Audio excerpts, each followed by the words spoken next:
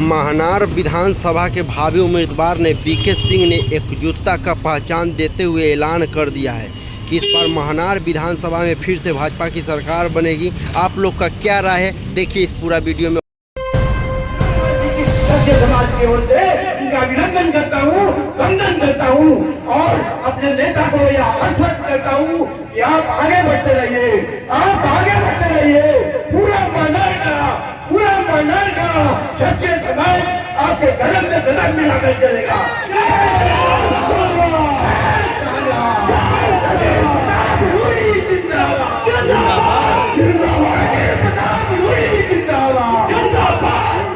बाबू वीर कुंवर सिंह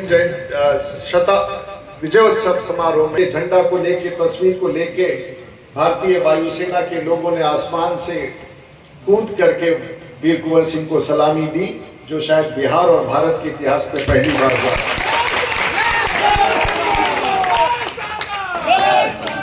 और उस दिन के कार्यक्रम में जब आप सब लोगों में से कई लोग गए थे, मैंने ये कहा था कि अब मेरा कार्यक्रम शहर में नहीं है, मेरा कार्यक्रम गांव-गांव में होगा जहां हमारे समाज के लोग रहते हैं।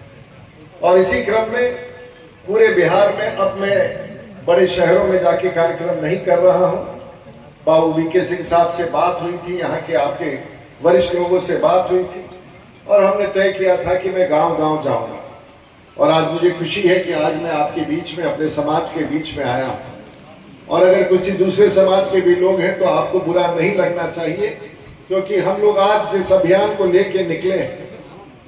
और ये बात कहां से उभर के आया, हम लोगों की गिनती कर दी गई और बिहार में गिनती करके बताया गया कि आपकी संख्या तो मात्र 4% है या 3% है। जिस दिन हमारी गिनती की गई उसी दिन हमारा पहला अपमान किया गया और ये बताने का प्रयास किया गया कि आपकी गिनती हुई है। और जब भी किसी की गिनती होती है तो किसी न किसी को कम दिखाया जाता है, किसी न किसी को ज्यादा दिखाया जाता है। और शायद बहुत लोगों को मानना था कि ये संख्या कम दिखा के हमारा अपमान किया गया है, लेकिन हम लोगों ने इस पर किसी प्रकार का मतभेद नहीं किया।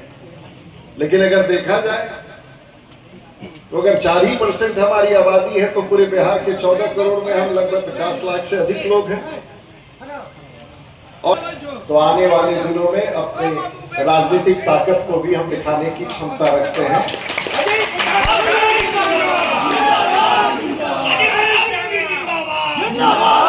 हम लोगों का कुछ छवि बन गया है और हम लोगों का छवि एक ऐसा छवि बन गया है कि जैसे हम सब लोग रोज सड़क पर निकल करके गरीबों को लूटते हैं, गरीबों पर अत्याचार करते हैं, अपने बच्चों को हम लोग अपराध। कहाँ तक सच्चाई है मैं नहीं जानता, लेकिन बिहार के राजनीति में हमारे पकड़े हुए ना, चाहे जिस परिस्थिति में हो, कहीं ऐसे संकेत गए हैं कि जैसे ही हमारा नौजवान सड़क पर निकलता है तो राह चलते ही 8-10 लोगों का गर्दन काट देता है और हम दहशत के वातावरण में दुनिया को रखना चाहते हैं। ऐसा ही एक माहौल बनाया गया।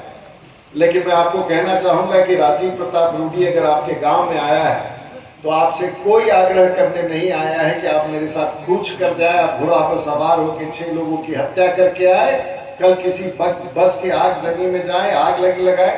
मैं ऐसा कोई मांग करने आपके। और लोग कहते हैं कि ताकतवर होना चाहिए। पता नहीं आप लोग ताकतवर की परिभाषा क्या समझते हैं। यूक्रेन तो छोटा सा देश है, रूस को तबाह करके रखे हुए हैं। आज भी अगर देखा जाए तो भारतीय जनता पार्टी, जनता दल यूनाइटेड, कुशवाहा जी की पार्टी, मांझी जी की पार्टी, लोजपा पार्टी, ये सब तो लड़ते हैं राष्ट्रीय जनता दल से। आज पूरा बिहार लड़ता है राष्ट्रीय जनता दल से। लेकिन अगर मजबूती की पहचान आप लोगों को करना हो और मजबूती ही पहचानना हो तो व्यक्ति आपके सामने खड़ा है जिससे पूरा बिहार लड़ता है, जिस लालू प्रसाद यादव से पूरा बिहार लड़ता है, राजीव प्रताप रूडी अकेले 40 साल से,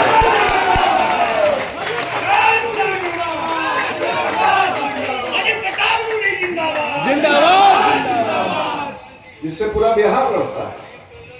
मैं पिछले 40 साल से लड़ रहा हूं, तो मुझसे ताकतवर कौन होगा अगर वही परिभाषा है। और हमको तो पता भी नहीं है। हमने अपनी राजनीतिक शुरुआत की भी तो हम लालू यादव के खिलाफ लड़के जीतते थे। मैं उनकी पत्नी श्रीमती राबड़ी देवी के खिलाफ चुनाव लड़के जीता, मैं उनके संधि के खिलाफ चुनाव लड़के जीता, मैं उनकी बेटी के खिलाफ चुनाव लड़के जीता, जिससे पूरा बिहार लड़ता है। छपरा की धरती पर राजीव प्रताप रूडी अपनी ताकत के साथ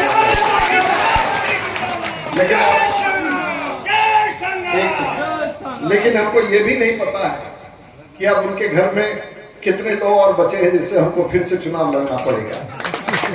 दुनिया के इतिहास में कहीं नहीं होगा कि एक आदमी एक ही परिवार के सब लोगों से चुनाव लड़ गया हो, जो बिहार के सबसे ताकतवर व्यक्ति हैं। तो आप क्यों पूछना चाहते हैं कि ताकतवर क्या होता है? आज के युग में इसे ही ताकतवर कहते हैं। जो आप तलवार लेके घूमते हैं उसे ताकतवर नहीं कहा जाता। और यही अभियान को